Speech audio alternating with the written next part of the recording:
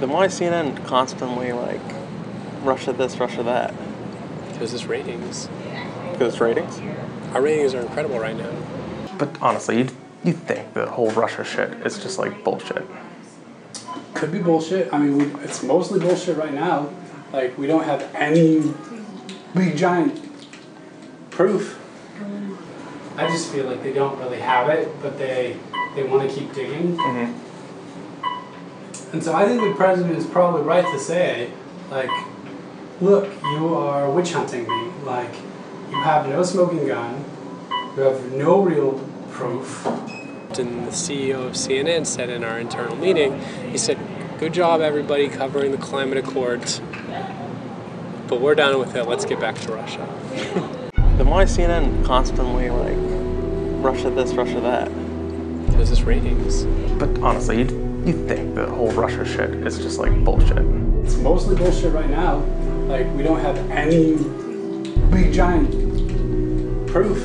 I'm not going to give you a question. Can you stay categorical? You are fake news. Because of the attack of fake news and attacking our network, I just want to ask you, sir. I'm changing it from fake news, though. Doesn't that undermine... Very fake news. I know, but aren't you...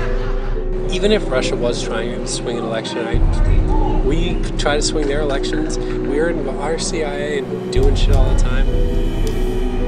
Fake news. We start our American Pravda investigations inside America's media with Part 1, CNN. Our goal is to expose the real motivations behind the decision-making process at our dominant media corporations. Fake news. One story has monopolized President Trump's time in office like no other, especially on CNN. Russia. In fact, since the inauguration, CNN has mentioned Russia on their air nearly 16,000 times. So we sent our undercover reporters inside CNN to understand why, and to determine if CNN even believes that the story is even real.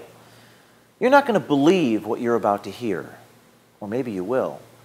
I'd like to introduce you to CNN's supervising producer, John Bonifield, in Atlanta. So you believe like the Russia thing's a little crazy, right? Even if Russia was trying to swing an election, we try to swing their elections. We're in our CIA and doing shit all the time. Like, we're out there trying to manipulate governments. Like, you win because you know the game and you play it right. She didn't play it right. Then why is CNN constantly like Russia this, Russia that? Because it's ratings. Because it's ratings? Our ratings are incredible right now. In the month of May, CNN's ratings were significantly higher than they were the year before. The Russia story and Trump have made CNN millions. Because of... So, my boss, I shouldn't say this, my boss a couple days yesterday, we were having a discussion about this dental shoot, and he's like, I just want you to know what we're up against here. And he goes, just to give you some context, President Trump pulled out of the climate accords, and for a day and a half we covered the climate accords, and the CEO of CNN said in our internal meeting, he said, good job everybody covering the climate accords, but we're done with it, let's get back to Russia. The CEO? Yeah. Oh my God. So even the climate accords, he was like, okay, a day or so, but we're moving back to Russia. Bonifield says CNN's CEO Jeff Zucker demanded that his news channel get back to the ratings winner that Russia is for CNN. Was that an editorial call or a business call? So it's, I mean, I understand it's all ratings, right? Oh, it's a business. It's a business. People are like, the media has like an ethical... But all the nice cutesy little ethics that used to get talked about in journalism school, you're just like, that's adorable. That's adorable. Yeah, this is a business. Especially cable news, you know. Cable news isn't the New York Times, and it's not even like NBC News.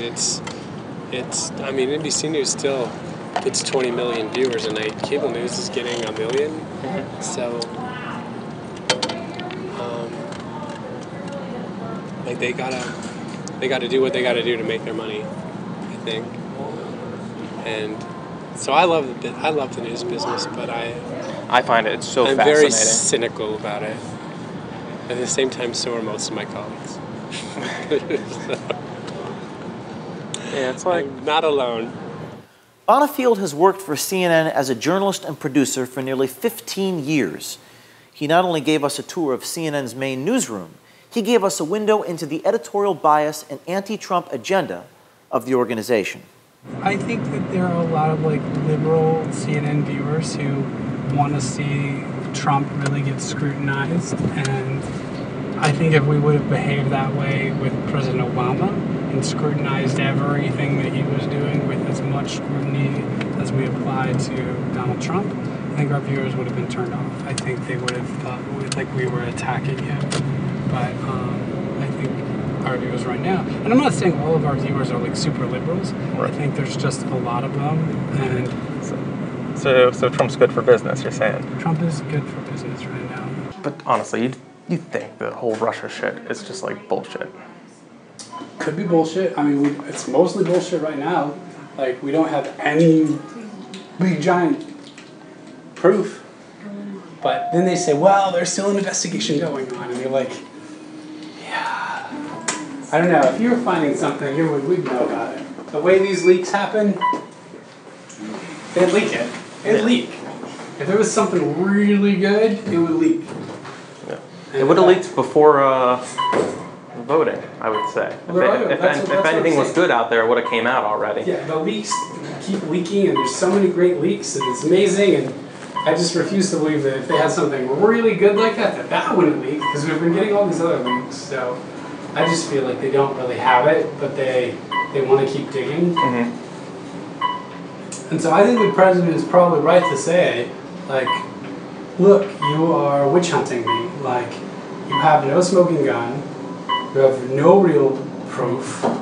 No real proof, he says, and that speaks volumes about today's mainstream media. Bonifield says CNN loves the Russia story not because it's true, but because people want it to be true. They're feeding their audience a false narrative in order to get ratings. Their enthusiasm to report false news is getting the better of them. On Saturday, CNN imposed strict internal restrictions on all future Russia stories after they had to delete and retract a story that was poorly sourced. And yesterday, 3 CNN staffers resigned, victims of fake news. So where does that leave us? The American people are fed up with fake news, and the mainstream media they cannot trust.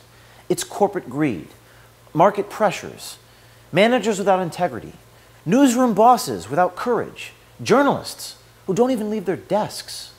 The very purpose of journalism is to expose the world for what it is, not to create false political narratives in order to make money.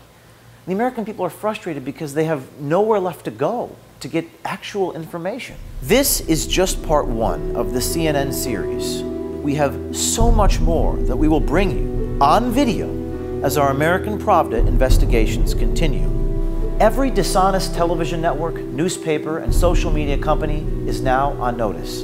You're being watched. We're coming after you. And while the whole broken, rotten media machine may not come tumbling down, maybe they'll wake up.